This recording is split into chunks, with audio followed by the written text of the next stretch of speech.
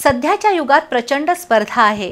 अशा वेळी दर्जेदार शिक्षणाबरोबर संस्कार आणि कलागुणांची जोपासना आवश्यक आहे।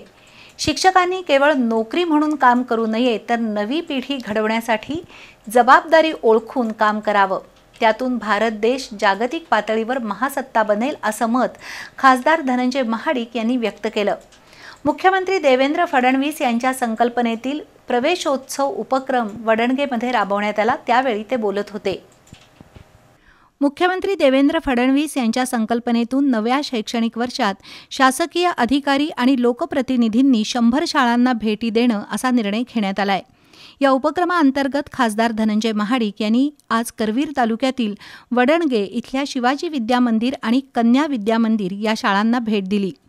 ढोल ताशांच्या गजरात आणि हलगीच्या कडकडाटात लेझिम नृत्य सादर करत पारंपरिक वेशभूषेत आलेल्या मुलांचं शाळेच्या वतीनं जल्लोषी स्वागत करण्यात आलं। खासदार धनंजय महाडिक यांनी गुलाब पुष्प देऊन प्रत्येक विद्यार्थ्याचं स्वागत केलं। यानंतर खासदार महाडिक यांच्यासह मान्यवरांच्या हस्ते विद्यार्थ्यांना गणवेश, शैक्षणिक साहित्य आणि खाऊचं वाटप करून वृक्षारोपण झालं।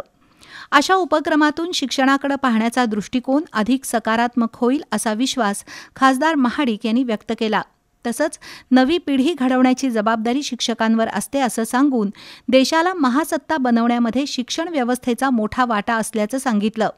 दरम्यान वडणगेच्या सरपंच संगीता पाटील यांनी सरकारी शाळेत प्रवेश घेतलेल्या विद्यार्थ्यांच्या परिवाराला घरफाळा आणि पाणीपट्टीमध्ये सवलत देण्याचं जाहीर केलं।